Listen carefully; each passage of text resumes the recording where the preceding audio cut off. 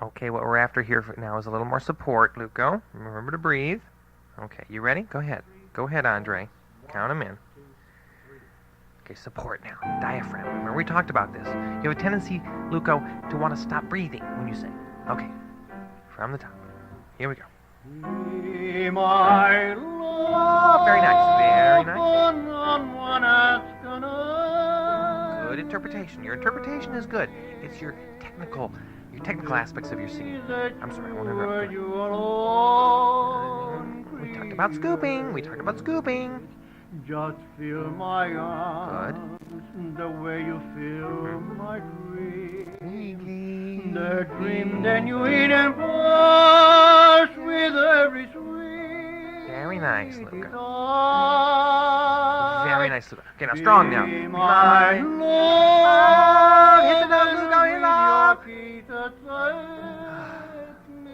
It's got to be an easier way to make a living. Very nice, very nice.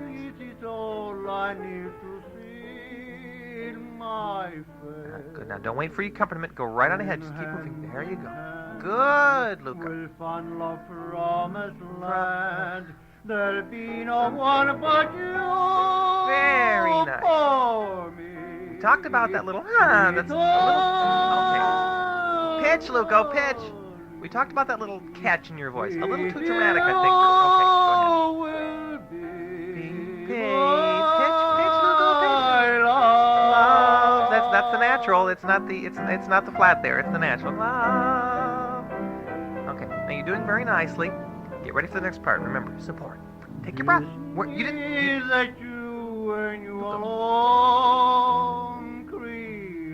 Okay, there's that little catch again. Now, Luco, you sang that last line without taking a breath. Do you realize that? Okay, now big breath. Ready? Here it comes. The dream then you eat and You're never gonna hit that pitch without taking a breath, Luco. That's why you're not hitting the pitch, Luco. Here. There you go. There's support. Much better.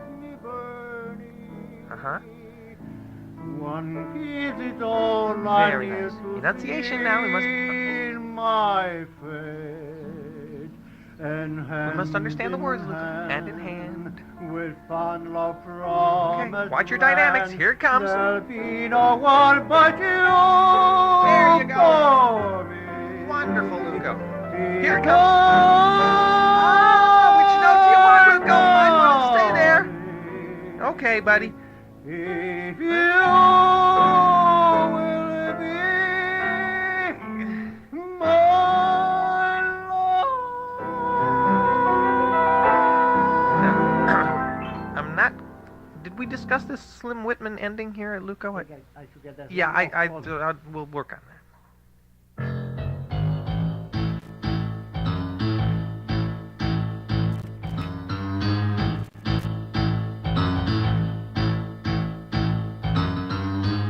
Hi, I'm Peter Donald, and this is the NeoRadio Hour, home of independent writers, musicians, and home tapers, the folk artists of the electronic age. We've got our usual eclectic mix of scenes, stories, and sound sculpture, including, for the first time tonight, the new Neo Players under the direction of co-producer Frank Skillman. Mr. Sunshine is along as always. He'll go institution toppling tonight, and episode 9 of The Information Age. In conversation, artist, writer, painter, dancer, Felton Smith. It's the NeoRadio Hour. Independent audio art.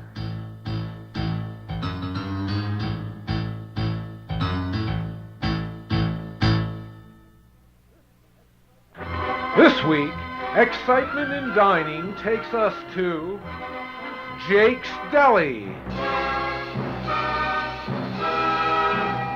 Oh, yeah, now that was a meal. Excellent flambe, author. Your check, gentlemen. I'll get that, Jules. No. I need the miles. Jules, I need the miles. Arthur, didn't I tell you before? I need the miles. We're going to visit my sister-in-law. I don't care about your sister-in-law, Jules. I need the miles. Estelle will give me no peace if I don't get her to see that sister of hers. Allow me, I'll get that. Arthur, you can't do this to me. Jules, relax now. Relax. You're spritzing on the linen there. But the miles!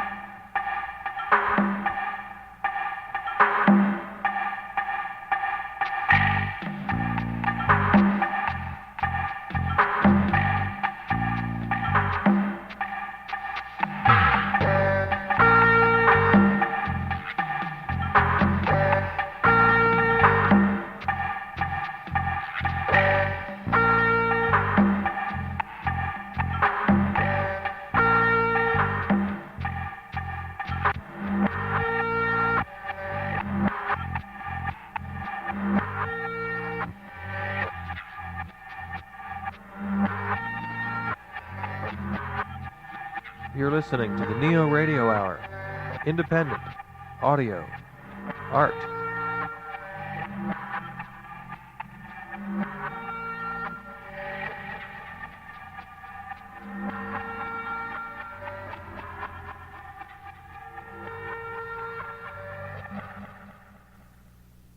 My father, T.C. Jones, was a trombone player.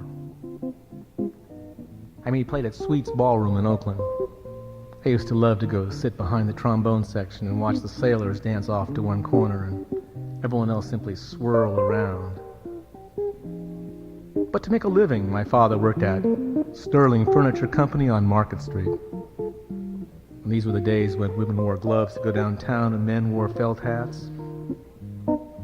My father sold television sets, the very first television sets, on the 6th floor of Sterling Furniture. And these are the days, again, when you'd simply go up there and you'd walk into a small room and there would be this exquisite television set, mahogany, RCA, Zenith. My dad was very good at selling television sets. I mean, he liked everyone. Of course, the store liked him, too. But as I got older, I noticed something. My father that used to stand so tall in these exquisite blue suits and shiny shoes, well, now the suits looked a little bit frayed and the shoes were not quite as shiny. And by the time I had reached high school, my father was on the 4th floor of Sterling Furniture, selling refrigerators.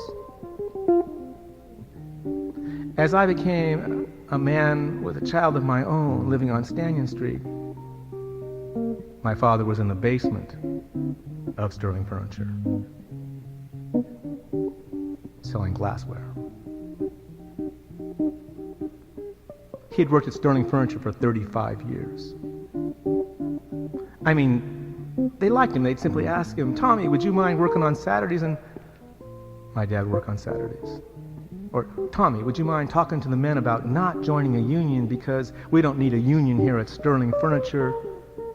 And the men liked my dad, and he would talk to them, and there'd be no union. And one day they asked my father to come in the office. It's a customary place. He'd always sat down and worked with the management of the store, and they had him sit in this traditional chair. He'd always sat in this chair. It was a large leather chair, and they informed my father this day that the store was closing. Now, there were no golden parachutes then, or retirement. He was asked to leave that day. Now, the younger men were going to Westlake, but he'd be leaving Sterling Furniture. They asked him if they could do anything for him, and my father said yes, he would like the chair, that large leather chair he'd been sitting in for all those years. They sold my father that chair. He carried that chair up Market Street to my house on Stanton Street and placed it in the middle of my living room. Now, fathers and sons don't talk that much. At least my dad and I didn't talk that much. But on this day, I listened. And he told me about all the times he had sat in that chair. And he asked me to keep a promise. Never to sit down in that chair. Not to sit down in life. That chair sits in my living room. And no one is allowed to sit in it. I remember my father, T.C. Jones, trombone player.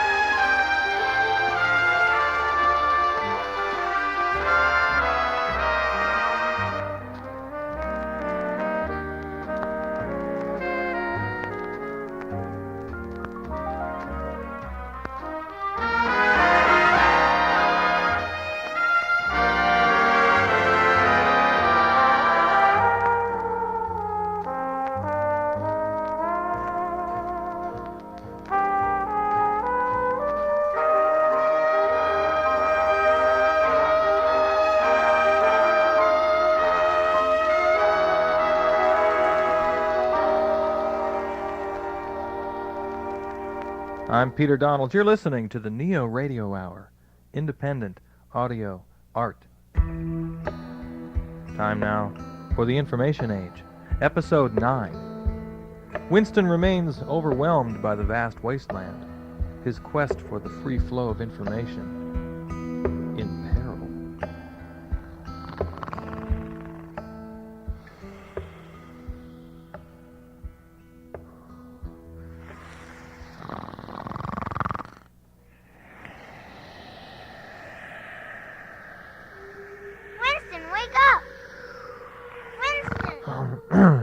huh? You okay? Who are you? I'm not a who. I'm an it. It? IT. Think about it. Are you real? No, I'm virtual, but you can trust me. Yeah, I've heard that before. How can I know for sure? You can't. You'll just have to follow your gut on this one. How long have I been asleep? It's hard to say. Look out! Whoa! We both better keep moving. What was that? Subterranean suction ducts.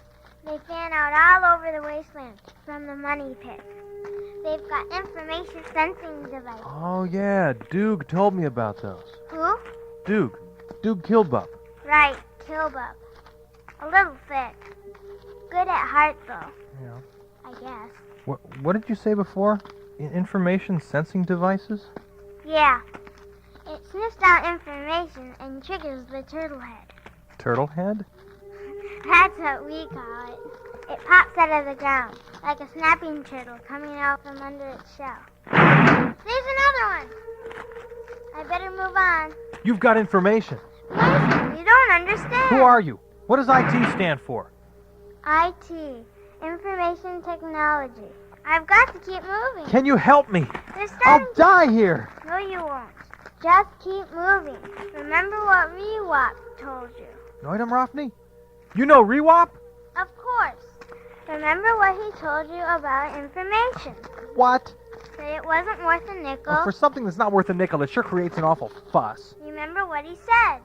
It's not worth a nickel unless you use it. Yeah, and that I should use it to continue my journey. Yes. That's why I'm here, Winston.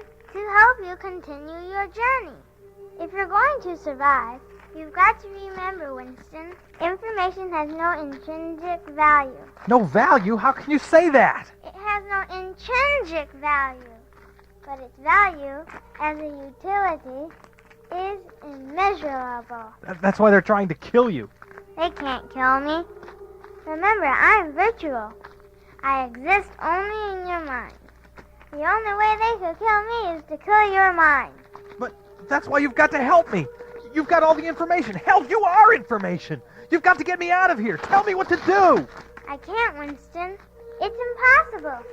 I can't tell you what to do. That's what I'm trying to tell you. I don't understand. Obviously. So you exist only in my mind. Yes. So I'm imagining you? No. I can learn from you. Yes. You can learn from your imagination, too. But I digress. Can others see you? Yes. But you can't tell us what to do. Now you're getting it. I'm not getting anything. Sure you are. Don't worry. I can't keep up with you. Slow down. Sorry, Winston, I can feel it. They're converging on me. Don't leave me. Don't worry. I'm here to stay. How will I find you again? Hop a search engine! Hop a what? A search engine! All at once, 20 wide-mouthed pipes came bursting through the surface, right at IT's heels, attacking her like deadly pythons. She leaped into the air. Goodbye, Winston! I reached out for her, but just as IT's feet lost touch with the ground, her body was reconfigured into a billion bits of shimmering light. No, not light, of energy. Pure electric energy, which instantly exploded. Blinded by the intense light and tossed like a sack by the explosion's force, I lay prone for a moment before slowly turning. I opened my eyes. The billion shimmering bits were cast to every horizon.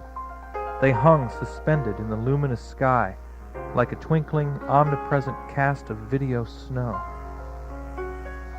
I lay silently in the silver blue light, feeling bits touch down softly on my eyelashes and in my ear. As they gently fell across the landscape, I could hear the distant sound of money pit suction ducts snapping them up, one by one. What did she say? A search engine?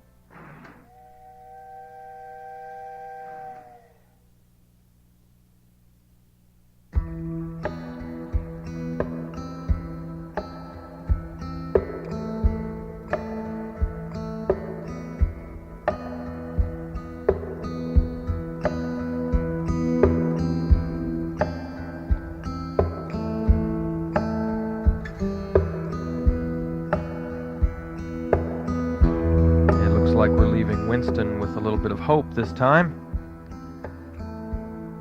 The Information Age. Be sure to be listening next time for episode 10. Still plenty more to come on this program. I'm Peter Donalds. You're listening to the NeoRadio Hour. Independent audio art.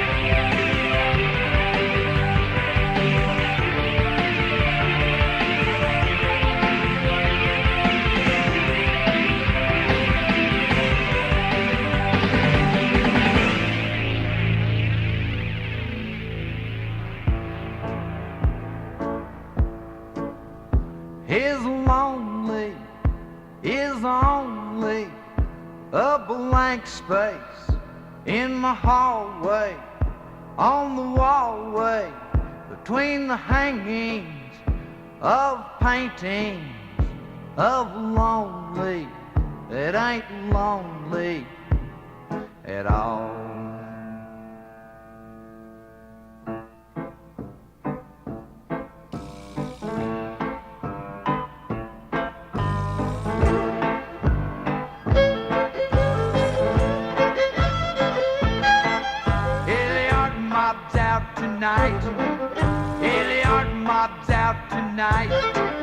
Oh, you better look good. You better act right, 'cause the art mob's out tonight.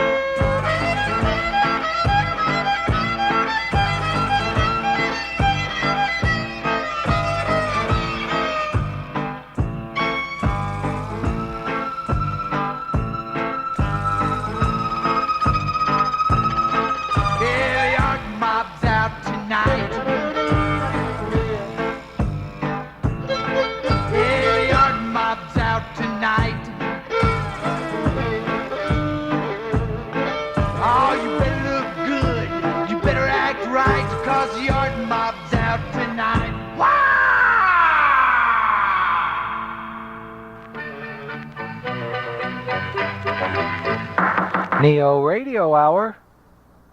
Ripped from today's headlines, a story of passion and heartbreak, bombs and banality. Lust at 20,000 feet. The players. Betty the Bomber, a hotshot Top Gun hero of the Sinulian War. This officers' club can be so boring sometimes. Yeah, I know what you mean. There's always the enlisted men's mess hall. Ain't nothing over there but a bunch of Alabama trailer park white trash. Yeah, you got that right. You know, there's an arms convention going on in town. Hey, let's drive over there in my Corvette and see what's going on. Yeah, ain't nothing I like better than making love, flying a plane, and zeroing it in on that target. Yoo-hoo! Conrad Wolf, a traveling salesman with McDonald's Douglas.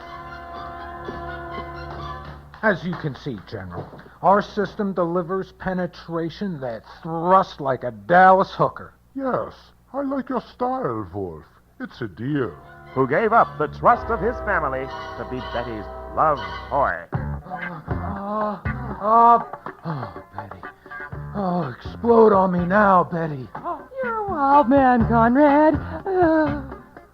However, as it turned out, Conrad's wife was the second cousin of Major General Stockwell's aide's next-door neighbor. And when word got around, Betty and Conrad's situation didn't lay well with the brass. Especially with a certain bird colonel named Rappanak. That shameless Jezebel is an insult to our nation. Remembering the day she shunned his leering countenance. Hey there, sweetheart, you're looking good. My Bombay's open and all systems are go. Ew, drop dead, you old perv. The scandal of the century ensued. Where's the Conrad? Republicans right to know. Why do you think you got caught? Who told you? Would you do this all over again? Would you do it? How big was it, Betty? Was there any who put the report? How big was Conrad? They were called into the office of the chief, where military justice was meted out. Conrad, Betty, I feel your pain. You, Conrad, have disgraced the position of National Sales Director for McDonald's Douglas. These actions have proven you better qualified as Global Director of Marketing. Yes, sir. You won't be disappointed, sir. Thank you, sir. Yes, sir. Thank you, sir. Yes, sir. Betty, your future is most assuredly not with the United States Air Force. Oh, what will I do? Yet, Betty was able to live out the rest of her days doing what she loved most, making love, flying planes, and bombing the enemy as an independent crop duster for hire. Eat DDT, you nasty old boll weevil. Yee-hoo!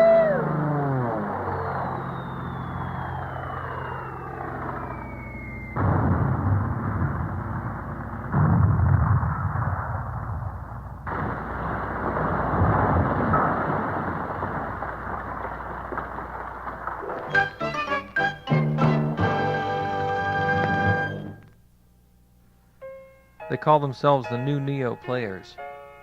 That was Betty the Bomber. It's time now for conversation. This week's guest is Felton Smith, a musician and choreographer, professional choreographer of many shows, including a few Broadway shows, and the infamous Nonsense series. He was the original choreographer for those 3 shows. He's going to talk about a lot of things that are on his mind, none of which have anything to do with nonsense. Like to figure out a way that I could put as much time in on all those other things to bring in revenue. Because all the things I really like to do, I keep thinking about, gosh, I'm not secure. Theater business is, there's no guarantee, excuse me. And, but anything that if I change careers, anything I really want to do doesn't bring in secure income either. Like writing, painting,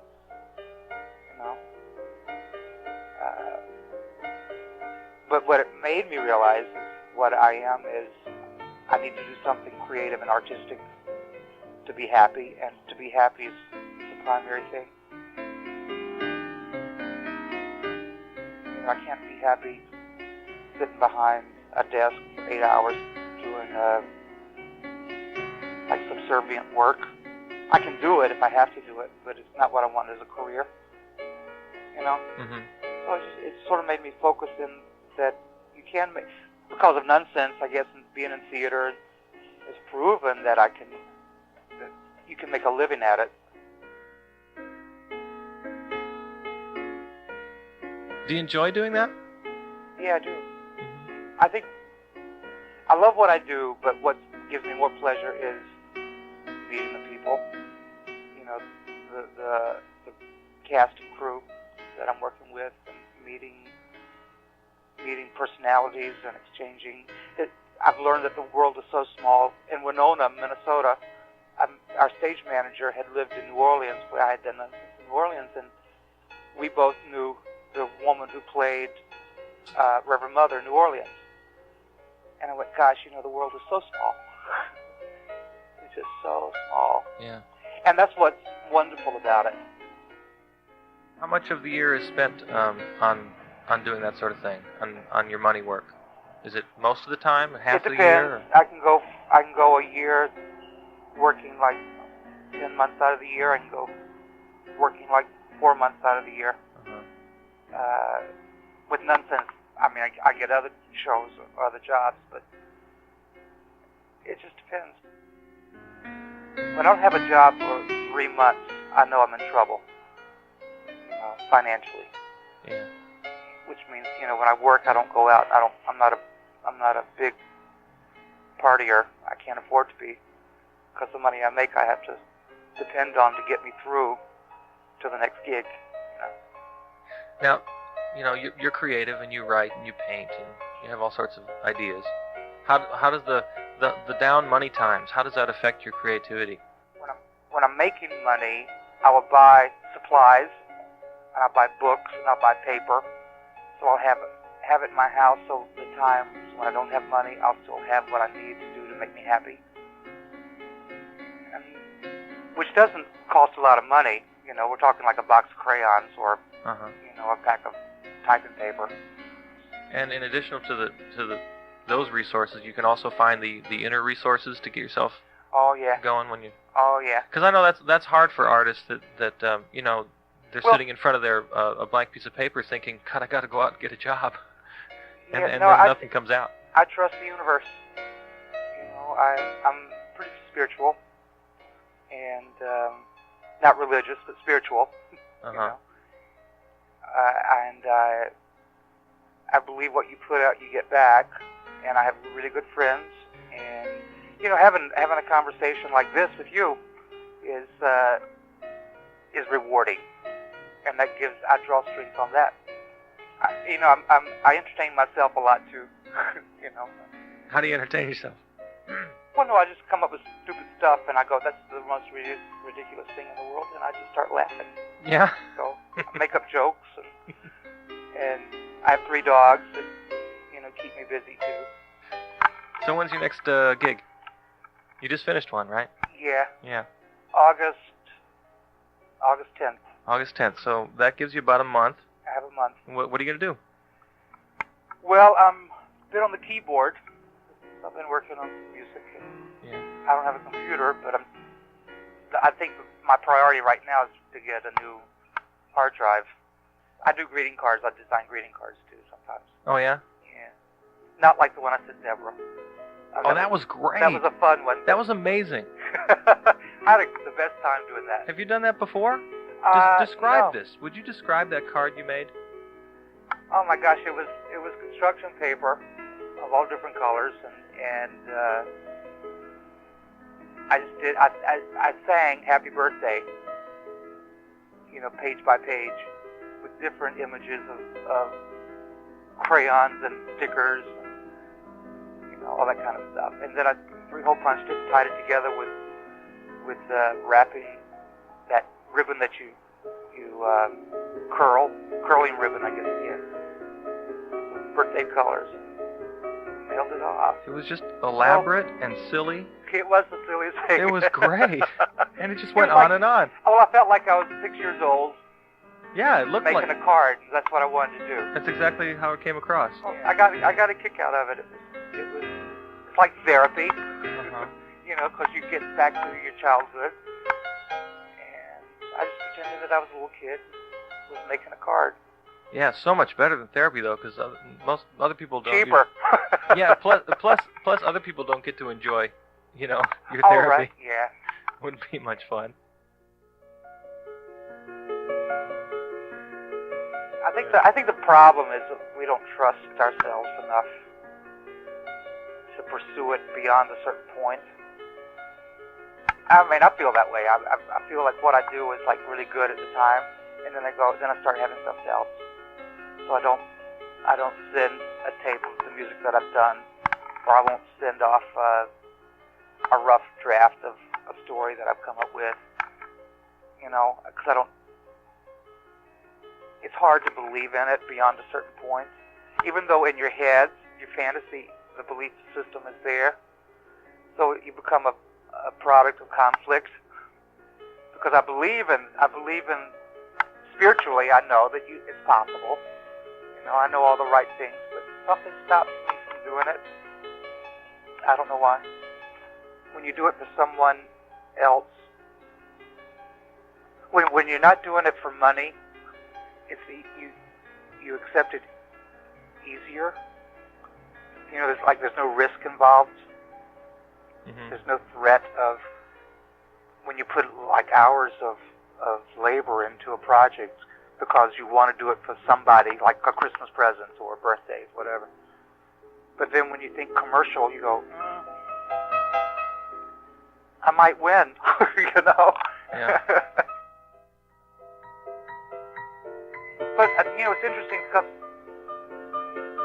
what you do for one person, if one person enjoys it, then usually there's 100 other people who would enjoy it. Mm-hmm. And then there's probably maybe 1,000 other people who would enjoy it. When it becomes commercial, it becomes a different arena. And maybe it's about commitment.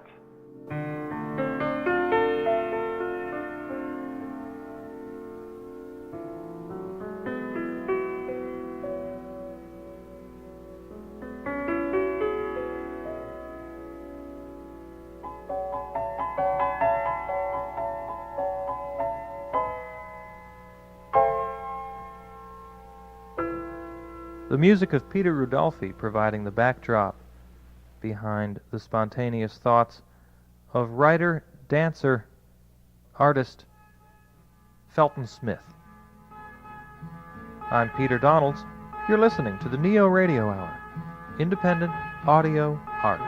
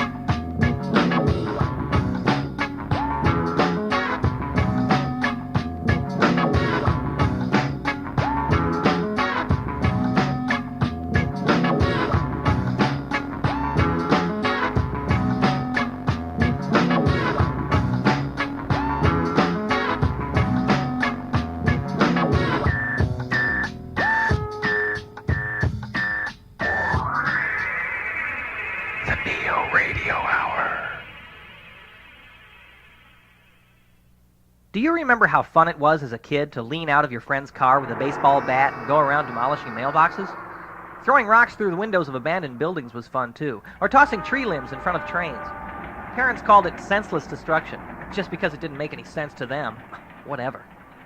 Now that you're all grown up, wouldn't you like to find a real great way to achieve that special high you can get only from destroying things and cheesing people off? Hey, what do you think you're doing? Well, I've got one. I call it institution toppling. Did you ever topple an institution? It's kind of like cow tipping, only instead of cows, you knock over old, tired institutions. What? Sacred cows. Sacred cow tipping. Hey, that's even better. It's easy and fun. Come on. The first thing you'll need to do is choose an institution. They're easy to find. They're all around you every day. Heck, they're institutions. Wow, look at them all. Marriage, higher education, civic duty, organized religion. Oh, here's a good institution for toppling. The adversarial system. The idea that if you air the differences between opposing sides, a fair judgment can be made. This is a pretty long-standing institution. The oldest court record goes back to 2500 BC in Egypt, where King Harmhab told his judges not to decide a case, quote, without hearing the other party, unquote. Historians figure by then there were similar customs in Asia. The adversarial system. A good institution, you think? Make sense? I don't think so. This is one institution that needs to be toppled. I mean, you know, it was probably an idea for its time, but it's been around for 4.5 centuries. That's a pretty good run. Let's topple this sucker. The adversarial system has 3 major flaws, as I see it. Flaw number 1. It produces little or no truth. Isn't that what a judge needs, after all, to make a decision? The actual facts, the real deal, the true story? Whatever made good King Harmhab think that hearing the other side of a dispute would produce the truth? Let's say Akbar and Hakem both claim to own the same camel. King Harmhab assumes that Akbar's testimony will be less than truthful. Otherwise, why would he insist on hearing Hakem? But why should we assume that Hakem is going to be truthful? Maybe they're both cheats. Let's see a show of hands. Who thinks we net more truth by increasing the number of liars in the room? That's just goofy. But they expose each other's lies, and the truth comes out. Maybe. But only if it serves their purpose. Maybe neither one of them owned the camel. Maybe they stole it from Mujib. I know it all along. The opponent's telling the same lies. Let's see, where have I heard this before? Oh yeah, every presidential election. Flaw number 2. The adversarial system creates an artificially contrived and inaccurate view of the parties involved. Say you're in court against a huge corporation. Now, with all best intentions, our system of justice holds the two parties to be equal. Well, that should give you a real boost, right? Wrong. The corporation has a legal department. Do you have a legal department? No, you have a snot-nosed court-appointed kid who cheated on his bar exam. So while the two parties are by law equal, they are in fact not equal. The adversarial system is blind to the massive machinery of power under the table. Here's a second example. This one's from the media. I was watching the NewsHour a while ago, and here's Jim Lehrer, the high priest of fairness, moderating a well-mannered brawl between a tobacco industry representative and the president of some nonprofit health advocacy group. Now, they're both on TV, wearing their little suits. Jim asks them tough but fair questions and makes sure each of them has equal opportunities to speak. Here's the problem. The tobacco guy is scum, and the health advocate is a saint. He's a fast-talking, high-paid gunslinger for an industry that kills 300,000 people a year, and she's a good-hearted public servant who's worried about paying the light bill if her grant proposal falls through. Lehrer closes with the standard, "Time for us to break. We won't settle this tonight. The debate will continue. Blah, blah, blah. The American people will decide. Blah, blah, blah. Da-da-da-da-da. Bump, bump, bump." Now, I saw through this slimy ass jockey like a pair of new glasses, and I'm no smarter than anybody else, so maybe I should admit Jim Lehrer was right. Let the viewer decide. Maybe. But it's like anything else in the media. After 1,000 or 2 of these little debates, you get desensitized to it. You begin to buy into the vague lack of commitment. Just once, I'd like to see Jim stand up and say to somebody, "You suck! I know you're a lying SOB, and I'm not going to help you look respectable anymore." Flaw number 3 of the adversarial system. Fighting and competition are old school. They're passé. Definitely not in the cards for the future of conflict resolution. I say it's high time we isolate these concepts to the world of sports where they belong. Take politics. Take politics, please. Now, politics and government have always gone hand in hand, but we seem to have forgotten the difference. Politics should be, at most, a vehicle. But there's a time to park the damn thing and get out and govern. You know, actually make decisions based on the very best judgment we can muster. But we can't make sound judgments because we're too busy fighting our adversaries. Our enemies are not each other. The enemy is not even ourselves. Sorry, Pogo. If there are enemies at all, they are ignorance and disease, environmental degradation, violence and poverty, and inequality. Okay, I know, that sounds like sentimental cliche. Politicians of every stripe call for bipartisanship and cooperation. Pretty words, which remain meaningless platitudes as long as the game of politics continues to dominate, which it will until we topple the adversarial system. Tip over the sacred cow. Competition is for sports. Government should be about results. So let's stop playing games. The adversarial system doesn't necessarily get at the truth. You know, the truth, which sets us free, may be the only institution I'm not yet willing to topple. Adversaries all too often fight their battles in artificially concocted arenas of so-called fairness, and it's probably time to stop dealing in the outdated language of winners and losers anyway. The adversarial system is based on a 4,000-year-old definition of human relationships. Hello? Timber!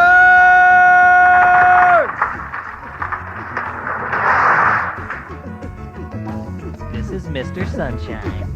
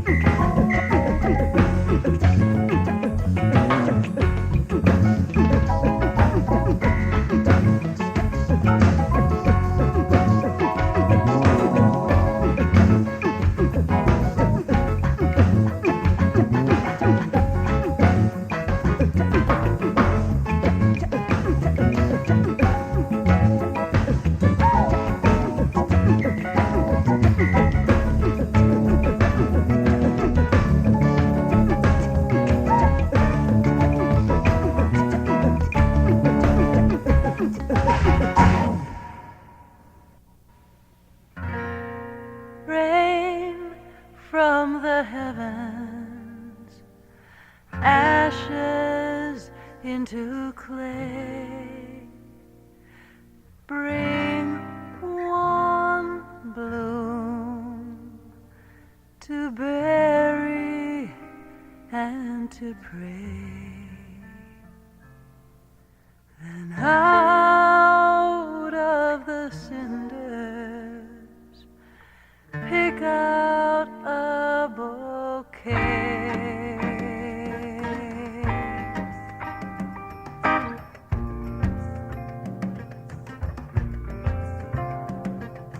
Count your blessings and say a prayer to whomever, whatever is watching up there. Thank every last star that you can still care, because it's all a gift, it's all a treasure. Every color, every ache, every note, every measure.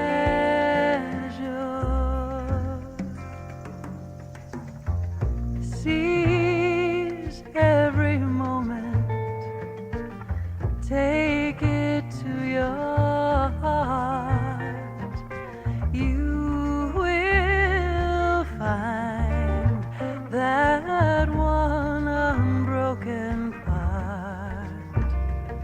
When out of your sorrow, joy will make a start.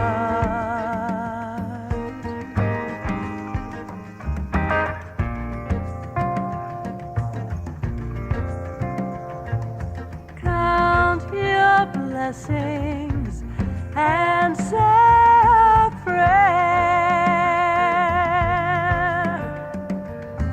to whomever, whatever is watching up there. Thank every last star that you can still care, because it's all a gift, it's all a treasure. Every color, every ache, every note, every measure, because it's all a gift, it's all a treasure. Every color, every ache, every note, every measure is a gift.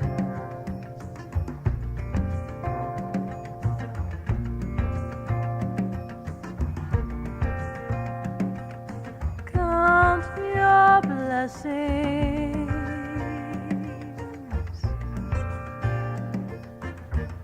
and say a prayer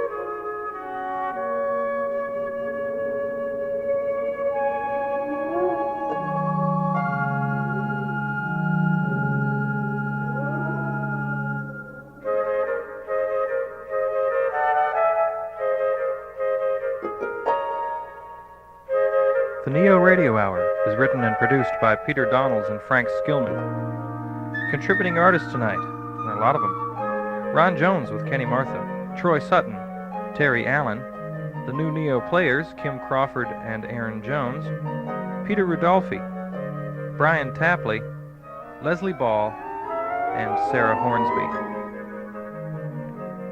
Thanks to our guest in conversation, artist, writer, and choreographer Felton Smith.